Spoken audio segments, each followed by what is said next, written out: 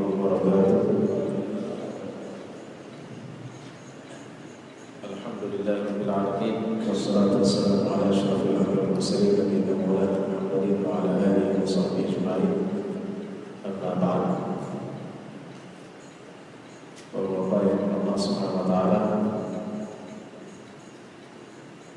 kita syukur sekali kepada Allah Subhanahu wa taala di malam yang ke-15 dari bulan Rabiul Akhir 1435 Hijriah ini. Allah masih berikan kita limpahan karunia dan nikmat-Nya berupa kesehatan, umur dan kesempatan, sehingga Allah mudahkan akan kita masih bertakwa dalam rangka melakukan salah satu kewajiban kita, yaitu salat isya berjamaah. Insyaallah kita akan lanjutkan dengan taat. Selawat dan salam semoga tersampaikan kepada junjungan kita, Rasul kita, panutan kita, Nabi Muhammad SAW, serta para keluarga, sahabat tabi'in dan seluruh pengikutnya yang senantiasa mempraktikasi jejaknya dan mengikuti sunnah-sunnah. Bapak Ibu Allah Subhanahu wa taala, tema pada malam hari ini adalah tafsir surah Al-Buruj. Surah Al-Buruj adalah surah yang ke-85 yang mungkin sebagian kita sudah hafal dan sering kita dengar. Dan surah Al-Buruj ini adalah surah yang berbicara tentang keagungan Allah Subhanahu wa taala.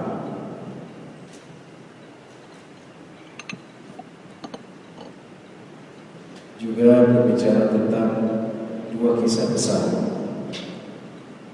yaitu kisah Ashabul Ukhdud, kemudian kisah tentara Fir'aun dan tentara Thamud. Allah Subhanahu wa taala berfirman, "A'udzu billahi minasyaitonir rajim. Was-samaa'i dzatil buruj." Demi langit yang memiliki gugusan bintang. Gugus itu artinya kelompok. Sedangkan dalam bahasa Arab, kata-kata al-buruj itu adalah sesuatu yang tinggi. Menara disebut burj karena tinggi. Maka buruj itu artinya bintang-bintang, karena bintang mungkin ada yang berkelompok. Kayak dalam bahasa seperti gugusan. Burj itu adalah sesuatu yang tinggi. Sini tafsiran ulama adalah bintang-bintang. Atau buruj itu adalah tempat beredarnya bulan, sebagaimana Allah Subhanahu wa taala berfirman, "Wal qamara qaddarnahu manazil hatta 'ada kal'urjunil qadim." Di manazil, tempat-tempat beredarnya di mana bulan tersebut. Manazilul qamar.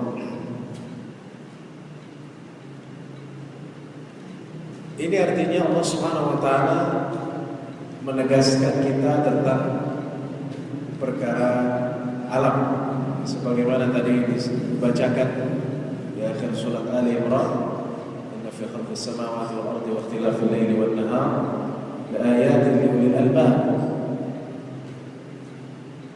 Sungguhnya dalam penciptaan langit dan bumi dan berubahnya malam dan siang terdapat tanda-tanda bagi orang-orang yang memiliki akal.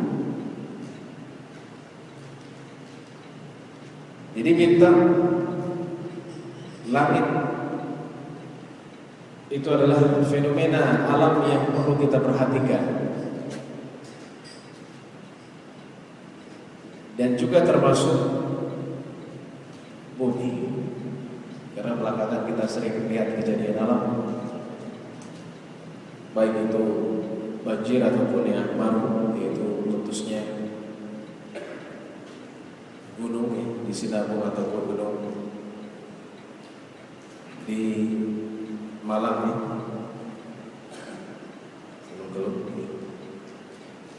Yang asapnya itu sampai ke Bandung.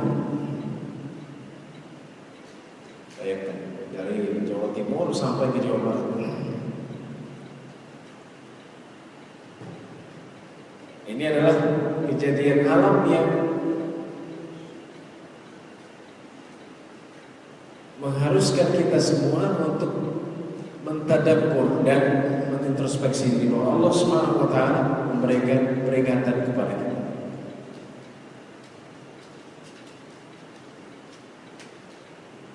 Ada yang mengkaitkannya dengan angka, karena katanya kejadiannya itu tanggal 13 Februari 2014.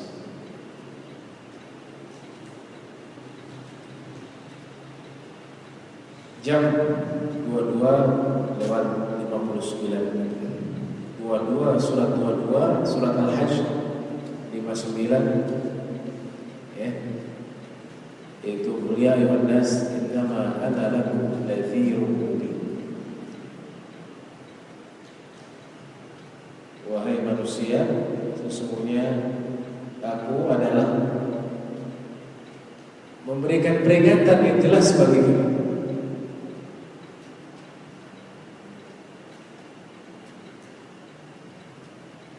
فَالَّذِينَ آمَنُوا وَعَمِلُوا الصَّالِحَاتِ لَهُمْ مَغْفِرَةٌ وَرِزْقٌ كَرِيمٌ. Orang-orang beriman dan beramal saleh, yang selanjutnya bagi mereka ampunan dan rezeki yang mulia. Ini yang mengaitkan seperti itu. Jam tanggal 13 ya, surat 13 surat Ar-Ra'd,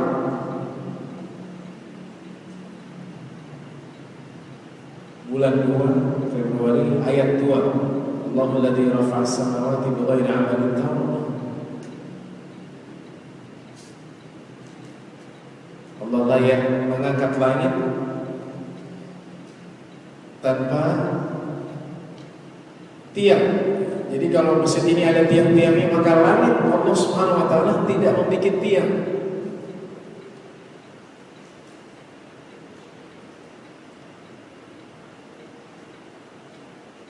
Sampai Allah berfirman,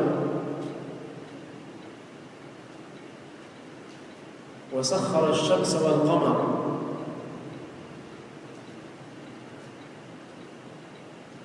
kullu yajri li ajalin musamma yudabbiru al-amra yufassilu al-ayati la'allakum bi liqa'i rabbikum tuqinun. Dialah Allah yang mengatur segala urusan, menjelaskan tanda-tanda agar kalian beriman, agar kalian yakin bahwa kalian akan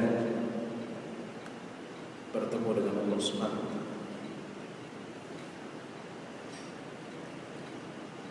Terlepas dari hal itu, memang betul ya, ayat-ayat tersebut yang pasti adalah kejadian alam harus dikaitkan dengan kekuasaan Allah Subhanahu wa taala. Tidak hanya ini ya karena meletus kemudian ya sudah lama akhirnya gunung vulkanik harus meledak. Tidak dikaitkan dengan kekuasaan Allah Subhanahu wa taala. Bahwa Allah Subhanahu wa taala mampu untuk mengguncangkan bumi ini dan melegakan seluruh gunung-gunung yang ada. Gunung-gunung api yang bisa diledakkan dalam sekejap mata, bagi Allah itu adalah hal yang mudah. Bayangkan kalau gunung yang ada di Indonesia semuanya Allah ledakkan, dan asap ya, kemudian debu itu, ini baru Gunung Kelut saja sampai Bandung. Bagaimana kalau seluruh gunung di Indonesia Allah ledakkan dalam satu waktu? Apa itu? Kerusakan, debu atau bahkan korban itu. Sehingga ini adalah peringatan bagi kita semua agar selalu ingat kepada Allah dan selalu taat kepada Allah. Bukan hanya sekedar rutinitas, tapi juga keyakinan bahwa Allah, meyakini bahwa Allah akan murka apabila hambanya melakukan satu hal yang membuat murka. Banyaknya maksiat, banyaknya dosa yang dilakukan manusia, itu dapat menyebabkan Allah murka. Dhahara al-fasad fil barri wal bahri bima kasabat aydin nas liyudhiqahum ba'd alladhi 'amilu la'allahum yarji'un. Kemudian Allah berfirman, wal yaumil maw'ud wa syahidin wa mashhud, dan hari yang dijanjikan. Hari yang dijanjikan itu adalah hari kiamat. Wa syahidin, ini banyak mufassirin menafsirkan wa syahidin. Salah satu tafsirannya adalah hari Jumat, wa mashhudin, dan hari Arafah. Jadi Allah hanya menyebutkan satu ayat yang menceritakan tentang alam. Di sini lebih pada tentang langit yang memiliki bintang-bintang. Setelah itu masuk kepada hari kiamat. Apa kolerasinya? Sudah saya sampaikan. Kolerasinya bahwa Allah Subhanahu wa ta'ala yang telah menciptakan jagat raya ini akan menghisab manusia atas segala yang mereka lakukan. Jadi manusia tidak ditinggalkan begitu saja tanpa adanya hisab. Tidak masuk akal. Orang belajar di universitas 4 tahun begini, gak ada ujian, gak ada semesteran, gak ada skripsi, gak ada UTS, gak ada UAS, terusnya tiba-tiba ia dapat langsung ijazah. Kira-kira begitu. Dia harus tugas, UTS, UAS, belum lagi PKR, belum lagi skripsi, belum lagi sidang dan lain-lain. Baru ia akan mendapatkan ijazah. Seperti itulah manusia, tidak mungkin Allah lepas begitu saja tanpa adanya hisab. Karena kalau Allah lepas begitu saja manusia tidak dihisab, maka itu namanya abathan, sia-sia. Afa hasibtum annama khalaqnakum abathan annakum ilaina la turja'un. Apakah kalian menyangka bahwa kami menciptakan kamu sia-sia? Artinya ya sudah diciptakan begitu saja, tidak ada perhitungan, dan kalian tidak dikembalikan kepada kami, kata Allah Subhanahu wa ta'ala. Ini wal yaumil maw'ud, yaitu hari kiamat. Kemudian hari Jumat. Apa kaitannya kiamat dengan hari Jumat? Ya, karena kiamat terjadi pada hari Jumat. Dan manusia akan dikumpulkan di padang mahsyar pada hari Jumat. Ketika Allah Subhanahu wa ta'ala membangkitkan seluruh orang dari kuburannya, dan manusia akan dibangkitkan sesuai dengan akhir hidupnya. Ada yang dibangkitkan ketika sujud, ada yang dibangkitkan ketika rukuk, ada yang dibangkitkan ketika ia meminum khamar, melakukan zina, na'udzubillah, sesuai dengan amalan yang ia tutup kehidupan dengan hal tersebut. Ada yang dibangkitkan ketika ia bertalbiyah.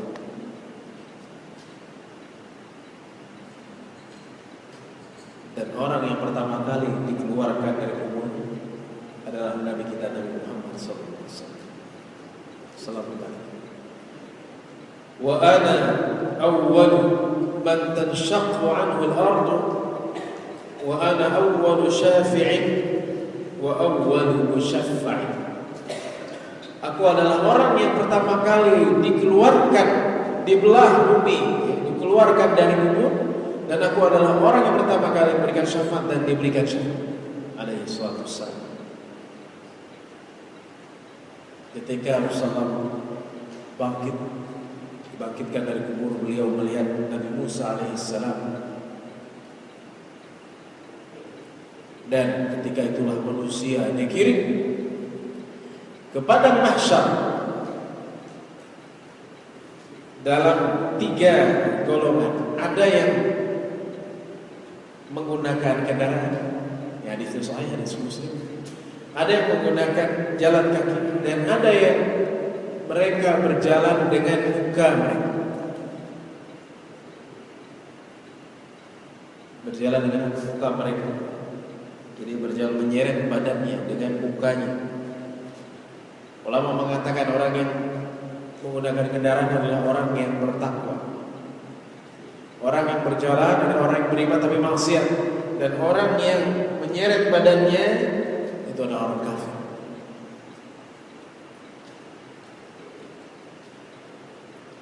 Boleh Allah kumpulkan manusia yang jumlahnya sekarang 3 miliar. Bayangkan dari Nabi Adam alaihissalam sampai akhir umat Nabi Muhammad SAW dikumpulkan dalam satu tempat.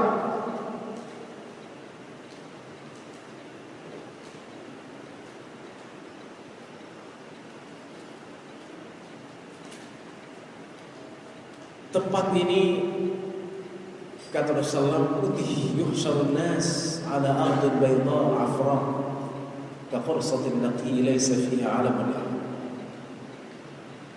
Putih seperti putihnya tepung putih. Tidak ada tanda sedikit, tidak ada pohon, tidak ada bangunan, tidak ada lubang, tidak ada batu, dan seterusnya, putih. Dan manusia ketika dikumpulkan di padang mahsyar dalam 3 keadaan. Mungkin kita sering dengar. Ya ayuhan nas, innakum satuhsyaruna yawmal qiyamati hufatan uratan gharlan kama bada'na awwal khalqin nu'id. Wahai manusia, kalian akan dikumpulkan pada hari kiamat dalam 3 keadaan. Apa itu? Yang pertama adalah dalam keadaan hufatan, tidak memakai alas kaki. Uratan, telanjang. Gharlan, tidak dikhitan.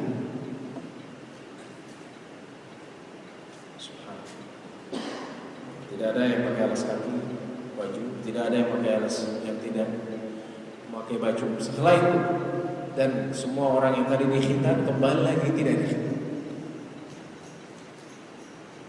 Sebagaimana kami mulai penciptaan, kami mengembalikan. Nah, semua orang dalam keadaan ini lahir ke bumi tidak ada yang pakai pakaian baju, lahir bayi pakai baju, enggak.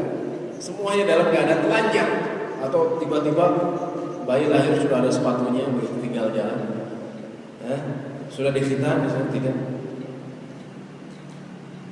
Kecuali beberapa orang. Tapi semua rata-rata bayi yang lahir itu dalam keadaan tidak dikhitan. Ada beberapa kasus bayi sudah lahir, ketika lahir sudah khitan, termasuk Nabi kita Nabi Muhammad SAW. Jadi semuanya. Ketika itulah betapa dahsyatnya manusia seperti ini, sehingga Aisyah mengatakan, apakah orang akan melihat sesamanya? Kata Rasulullah, tidak ada lagi orang yang memikirkan hal itu, karena setiap orang sudah sibuk dengan diri sendiri. Ada perkara yang lebih besar sehingga mereka tidak sempat untuk melihat. Yes, ini telanjang semua bisa melihat. Karena ketika itu yauma yafirru al-mar'u min akhihi wa ummihi wa abihi wa sahibatihi wa banihi likulli imri'in minhum yawma idzin sya'nun yughnihi. Ya, manusia akan lahir, manusia akan lari dari bapaknya. Dulu punya bapak, dia dekat dengan bapaknya, bapaknya juga perhatian. Nanti pada akhir anak akan ditinggalkan, dia akan meninggalkan bapak. Sampai situ tidak ummihi min akhihi, ya. Pertama adalah saudara. Dia punya kakak, punya adik. Kemudian ummihi wa abihi, ibunya dengan bapaknya, sama orang tua. Yang dulu yang menyayangi orang tua juga sayang kepada dia, diurusin, ya.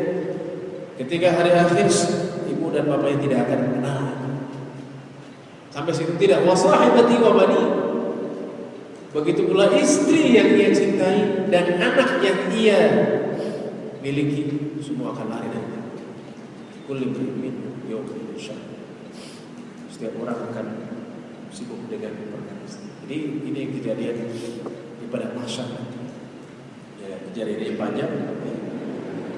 Sampai nanti akhirnya manusia dihisab dan ada orang yang tidak dihisab kemudian akan melewati yang namanya surat al-susah. Jadi musyahid hari Jumat, wa masyhudin hari Arafah.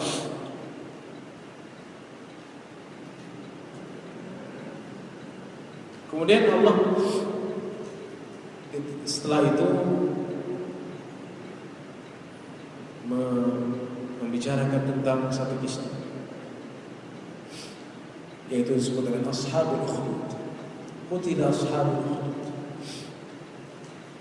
Dilaknatlah orang yang membuat al-ukhdud, yaitu parit. Parit itu artinya lubang besar, selokan yang besar, itu namanya parit.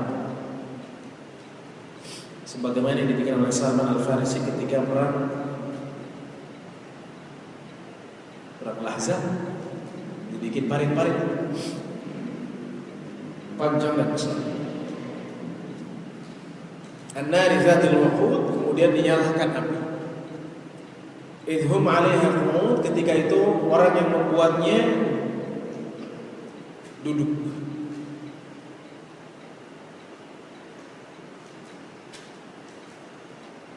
Wahum ala ma yaf'aluna bil mu'minina syuhud, dan mereka menjadi saksi apa yang mereka lakukan terhadap orang yang beriman. Kisahnya adalah hadis ini hadis Suhaib Ibnu Sinan Al-Rumi dalam Musnad Ahmad, Bazzar, Abdul Razzaq dan lain-lainnya dengan sanad yang sahih. Kisahnya seperti dulu ada seorang penyihir. Dia adalah penyihir istana. Ya pokoknya membantu raja ya dalam kaitan sihir. Sehingga lama-lama tukang sihir ini tua. Ya itu. Semua orang tua gitu. Akan semakin tua walaupun dia sakti kan itu. Sehingga kata raja, kenapa engkau tidak mengkader? Ya, ini perlunya kaderisasi.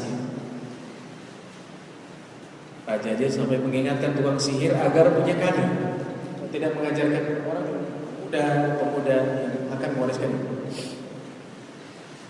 Akhirnya tukang sihir ini itu juga ya, maksudnya.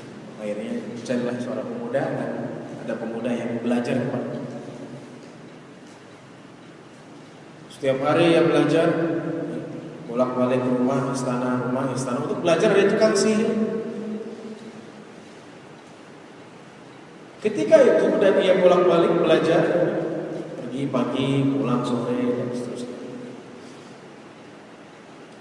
Di tengah perjalanan ia bertemu dengan seorang pendeta.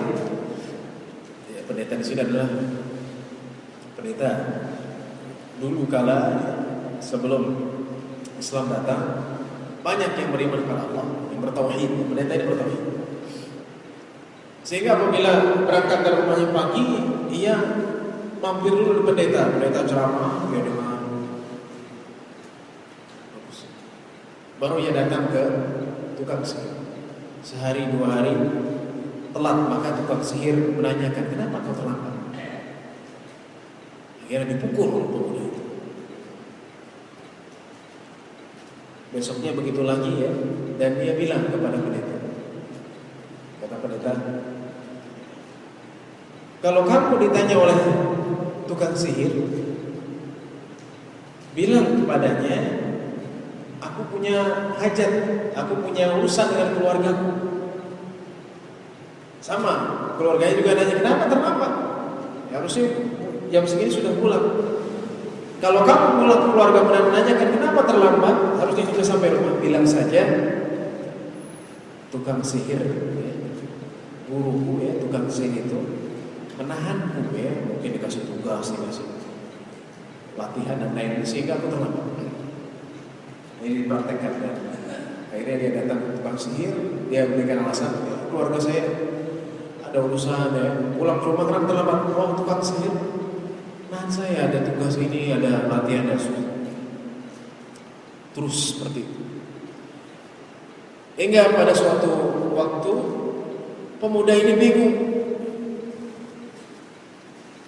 pilih mana, pendeta yang bertauhid kepada Allah atau tukang sihir. Nah, ini kisah Ashabul Ukhdud ya, mungkin kita pernah dengar atau jadi tidak langsung begitu saja. Misalnya bagaimana dimulai dari situ. Dia bingung, pilih mana, tukang sihir, pendeta, tukang sihir, pendeta. Tukang sihir jelas syirik kepada Allah, karena yang namanya sihir itu adalah syirik. Ya, syirik tidak boleh, haram. Atau pendeta, hingga yang memutuskan dan mengatakan,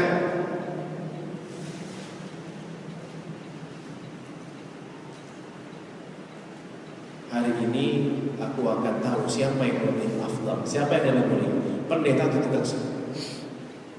Ia jalan, ketika di jalanan tiba-tiba ada seekor hewan yang besar, tidak disebutkan gajah besar atau ular besar, ya. Tidak disebutkan. Hewan yang besar ini menghalangi manusia sehingga orang tidak bisa lewat. Kalau ular ya ular, mungkin kalau ular besar ya ada ular besar yang panjangnya sampai belasan meter, bisa makan manusia. Ataupun gajah besar tidak disebutkan. Ketika menghalangi manusia, orang tidak bisa lewat dan takut, maka pemuda ini mengambil batu. Dia mengatakan, hari ini aku akan tahu siapa yang lebih mulia, tukang sihir atau pendeta. Aku lemparkan batu ini. Kalau batu ini aku lemparkan dan hewan itu mati, maka yang mulia adalah pendeta. Yang lebih mulia adalah pendeta. Sehingga yang batu ia lemparkan. Ketika dilemparkan, betul, langsung mati. Maka ketika itu pula ia mengikuti pendeta dan beragama dengan agama pendeta, yaitu tauhid. Tauhidullah, beriman kepada Allah, tidak syirik dengan sesuatu. Ya. Ini tukang sihir sudah tidak diceritakan lagi ya, mungkin mati sudah tidak ada, tidak jelaskan dalam hadis. Sehingga tetap di istana, tapi dia sudah bertauhid kepada Allah Subhanahu wa taala. Hingga suatu waktu ya, raja memiliki orang dekat, tidak disebutkan ya. Yang itu mungkin mensesneknya atau pokoknya orang dekatnya, jalis, orang dekat atau penasehatnya. Ia buta. Maka dipanggillah pemuda itu. Penasihat raja ini ya bawa hadiah yang banyak. Ya kalau bahasa kita uang, mungkin makanan, buah-buahan, baju dan lain-lain. Kata penasihat raja, kalau engkau bisa menyembuhkan aku kasih semua hadiah ini. Kata pemuda, la ashfi ahadan innama yashfillah. Aku tidak menyembuhkan seorang pun, sesungguhnya yang menyembuhkan itu hanya Allah. Kata pemuda, kalau engkau beriman kepada Allah, aku akan doakan engkau kepada Allah agar kamu sembuh. Maka kata penasihat raja, aku beriman kepada Tuhan, kepada Allah. didoakan oleh pemuda dan istri. Seketika langsung dia bisa melihat lagi dan sehat. Penasihat raja datang ke raja dan raja bilang, wah, kamu sudah bisa melihat sehat. Kata raja, man radda alaika basarak, siapa yang mengembalikan penglihatan kamu?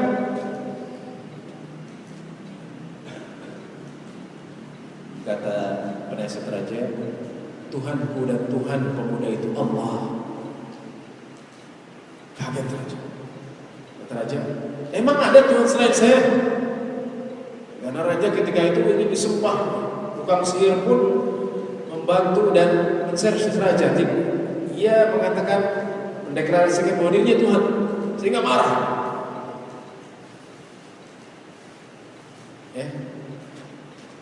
Akhirnya dibawa diseret ke pengadilan,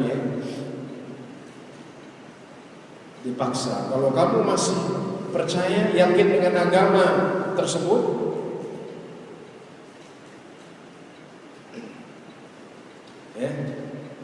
maka kami akan bunuh. Akhirnya tetap tidak mau. Penasihat raja beriman kepada Allah, akhirnya dibunuh. Dipanggil pemuda. Siapa yang mengajarkan kamu? Disiksa. Sampai akhirnya pemuda bilang, yang mengajarkan saya adalah pendeta. Cari pendeta, bawa diseret ke istana. Gara-gara kamu, gara-gara kamu semua. Jadi pemuda ini beriman, dan gara-gara pemuda ini penasihat saya menjadi beriman kepada Tuhan kamu. Akhirnya pendeta disuruh untuk keluar dari agamanya. Pendeta menolak, tidak mau. Raja marah, dan akhirnya raja memerintahkan pengawal-pengawalnya, tentaranya, untuk mengambil gergaji. Keluar agama atau tidak? Tidak. Akhirnya dalam hadis dijelaskan, maka pendeta ini dibelah dua dengan gergaji, dan terbelahlah bagian jasadnya menjadi dua bagian. Tengah. Kenapa? Karena mempertahankan keimanannya kepada Allah. Mati sudah pendeta, datanglah giliran pemuda. Kamu pemuda sekarang giliran, tapi tidak pakai gergaji.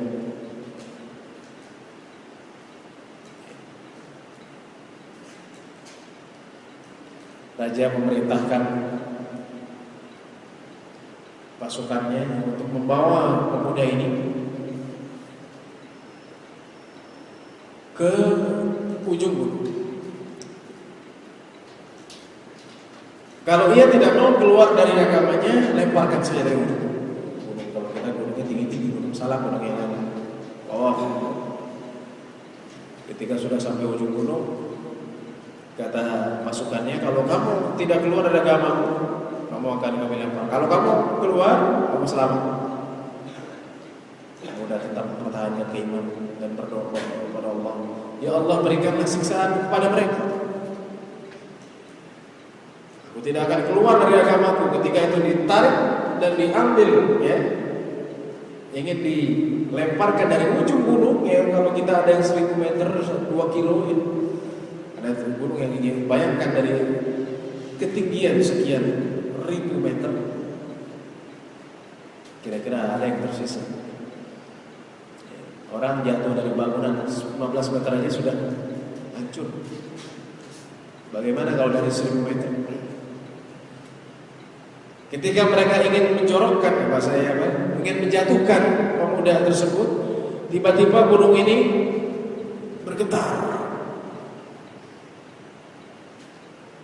Ketika bergetar, goncang, dan yang jatuh bukan pemuda, tapi pasukannya itu jatuh semua. Pemuda balik lagi ke istana. Si raja kaget, wah, kamu masih hidup? Saya masih hidup. Panggil lagi pasukan. Sekarang bawa pemuda ini ke tengah samudera. Ke perang. Kalau sudah sampai tengah samudera, ya, tidak disebutkan laut mana, apakah Antartika atau tidak disebut. Pokoknya laut, samudera, laut di tengah laut. Kalau sudah sampai tengah, kalau dia tidak mau keluar dari agamanya, lemparkan dia. Sama seperti tadi, dipaksa. Yang berdoa kepada Allah berikanlah sesat kepada mereka. Maka apa yang terjadi ketika dia ingin melemparkan pemuda ke laut, Allah membalikkan perahu. Tenggelamlah semua pasukannya, pemuda selamat sampai tepi pantai dan kembali ke Islam. Si raja kaget. Kata pemuda, engkau tidak bisa membunuhku sampai engkau melakukan apa yang aku inginkan, apa yang aku perintahkan. Karena raja ingin membunuh pemuda ini, dan karena ingin membunuhnya, ya, maka oke, silakan. Kata pemuda, kalau engkau ingin membunuhku, ikat aku di kayu, salib aku di kayu. Ambil dari busur panah. Ketika engkau akan melepas busur itu, ya, melepas panah, anak panah tersebut, ucaplah Bismillah Rabbil Ulam, dengan nama Allah Tuhan yang pemuda. Baik. Akhirnya dikumpulkan masyarakat, ya, rakyat dikumpulkan, tidak disebutkan jumlahnya 1.000 atau 2.000, 3.000, 4.000, 5.000, sesuai dengan zaman ketika itu, ya. Jadi disaksikan oleh banyak manusia. Ini lihat nih, saya mau bunuh pemuda ini. Pemuda ini diikat di kayu. Kemudian lihat, saya akan, dia menarik anak panahnya, dan ketika itu ia mengatakan Bismillah dengan nama Allah. Rakyat ketika itu yang menyembah raja dan seterusnya kaget. Bismillah. Dilepas anak panah itu dan langsung menuju kepala daripada pemuda itu, dan pemuda itu mati. Apa yang terjadi? Ketika itu pula manusia, rakyat raja tersebut beriman kepada Allah Subhanahu wa ta'ala. Kenapa? Gara-gara yang mengucapkan Bismillah. Dulu tidak ada Bismillah. Bismi misalnya, dengan namaku atau aku Tuhan, ya, sesuai dengan perkataan raja, karena yang mengaku dirinya Tuhan, yang mengucapkan Bismillah. Mereka beriman kepada Allah. Jadi strategi pemuda, ya, untuk membuktikan bahwa Allah lah yang berkuasa atas segala sesuatu, bukan raja. Maka ketika raja ini melihat rakyatnya beriman, raja marah. Gak ada lagi yang menyembahnya, gak ada lagi yang menganggapnya Tuhan. Sehingga raja bikin satu rencana. Apa itu rencana? Adalah al-khut. Raja membuat parit yang besar dan panjang, kemudian dinyalakan api. Bisa dari kayu, ya, nari tadi, bahan bakarnya api ataupun kayu ataupun yang lain. Jadi kita bayangkan solokan besar itu api.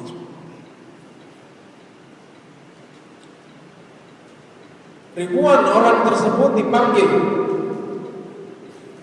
satu-satu, ya. Tanya dulu, mau keluar dari agama? Cemplung. Keluar dari agama tidak? Cemplung. Bayangkan, ribuan orang masuk dalam selokan itu, terbakar. Idhum 'alaiha qu'ud. Mereka duduk, ya, tertawa, senang, ya. Orang masukin ke dalam parit yang besar. Wa ma naqamu minhum illa an yu'minu billahi al-'azizil hamid. Mereka tidak melakukan itu kecuali karena mereka beriman kepada Allah Al-Aziz. Ini mulia. kuasa, yang maha mulia dan maha kuasa Allah Subhanahu wa taala. Jadi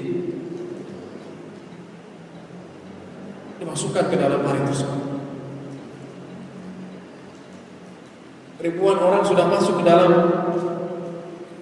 parit besar tersebut, terbakar, hingga datanglah satu giliran seorang ibu dengan bayinya yang masih disusui.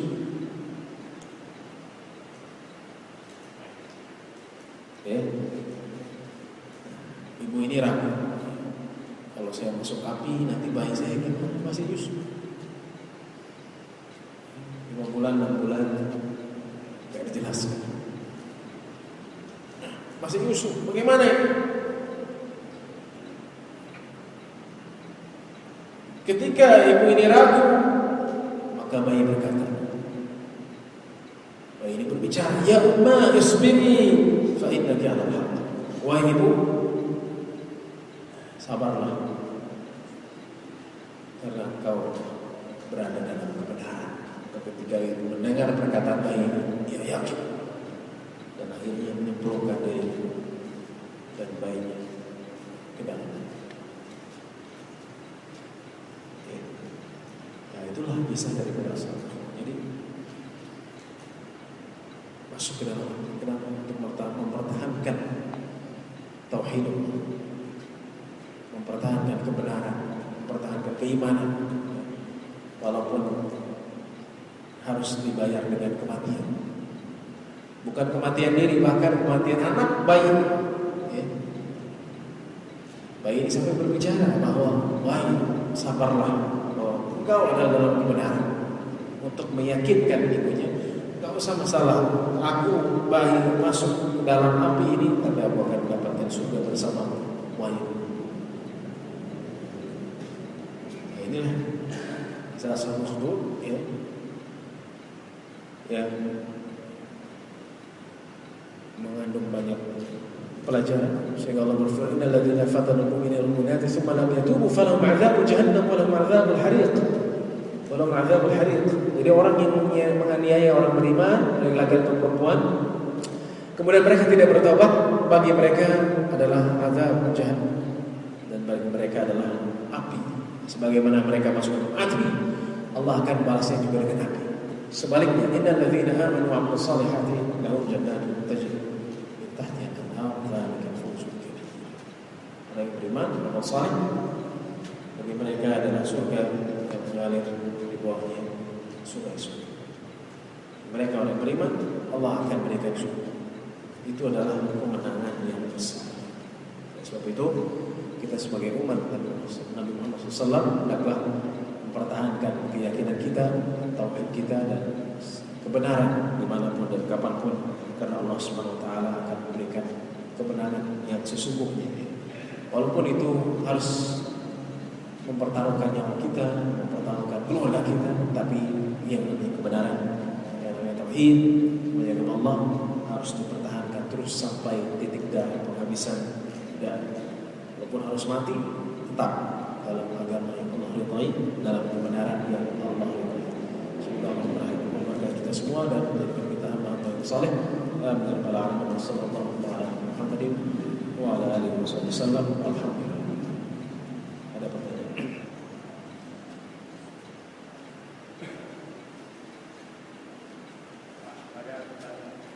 Silakan. Ini Pak Ustaz, saya itu kalau bilang Ganja itu saya tahu bahwa orang itu memeluk agama Katolik Roma. Ya. Tapi karena dia itu ya sedikit ada pensiunan akademi itu ya, PS jabatannya. Itu kalau ada orang meninggal, dia itu jadi guru gitara. Nah, saya tahu bahwa dia itu orang Katolik kok. Dia itu pakai salam, assalamualaikum warahmatullahi wabarakatuh. Nah, terus saya itu mau jawab gimana itu saja Pak Ustaz. Baik.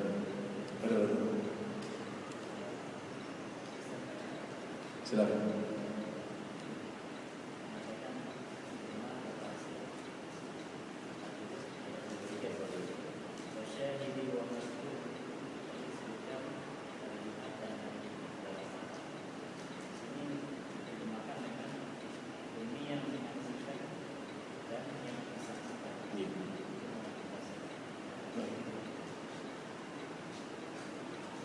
Ada lagi. Baik, jadi apabila orang non muslim mengucapkan assalamualaikum warahmatullahi wabarakatuh, maka jawabannya adalah waalaikum.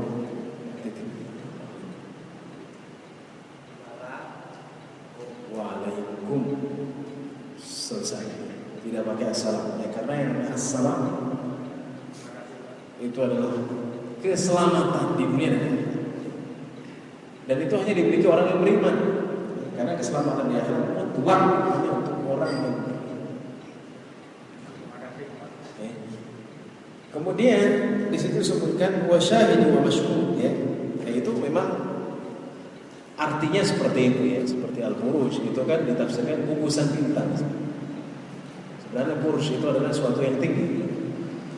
Wa syahid wa mashhud. Kenapa Ibnu Katsir salah satu tafsiran yang disebutkan adalah yang menyaksikan dan yang disaksikan itu dengan hari Jumat dan hari Arafah, karena berkaitan dengan wal yaumil mau'ud, hari yang dijanjikan itu hari kiamat, ya. Kemudian wa syahidin, ya, hari kiamat terjadi pada hari Jumat. Wa mashhud, dan hari yang disaksikan itu adalah hari Arafah, ya. Wa syahidin wa mashhud, ya. Bisa juga adalah wa syahidin yang menyaksikan. Menyaksikan apa? Menyaksikan hari tersebut, yaitu seluruh manusia. Wa mashhudin, yang disaksikan, yaitu apa? Kejadian. Ya, karena semua manusia akan menyaksikan tanpa terkecuali hari pembalasan tersebut. Wa mashhudin, dan akan melihat dan akan disaksikan.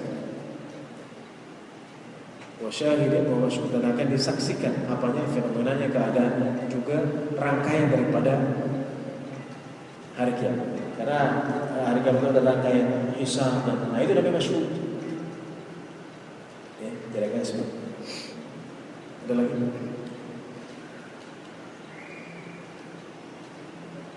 Ya, silakan. Gimana? Hipnotis. Baik. Ya, jadi perlu dibedakan antara syirik dengan sihir, ya, dengan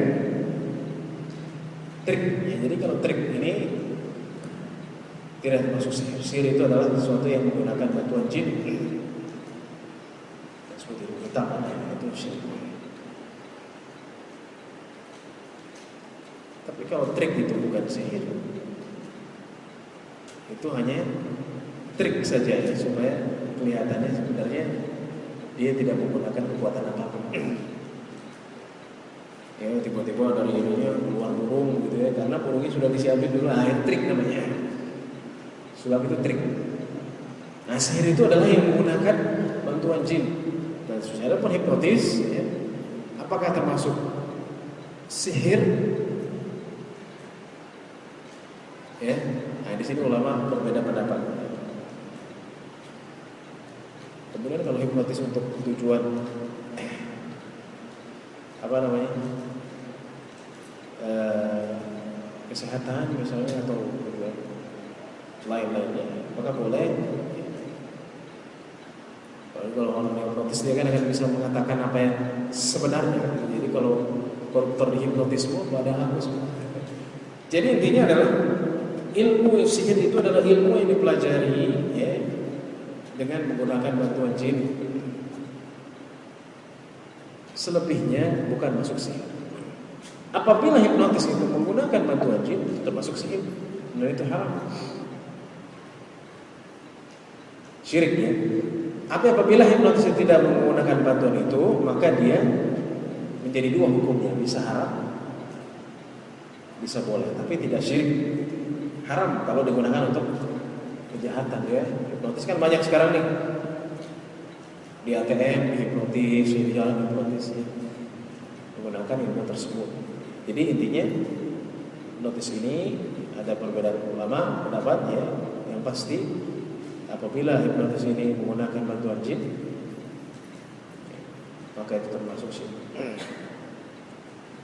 Apabila ia tidak menggunakan bantuan jin, maka dia hukumnya bisa menjadi haram ataupun yang lain. Haram karena itu dapat memadaratkan manusia. Boleh karena tujuan-tujuan tertentu, misalnya untuk kesehatan misalnya atau yang lain.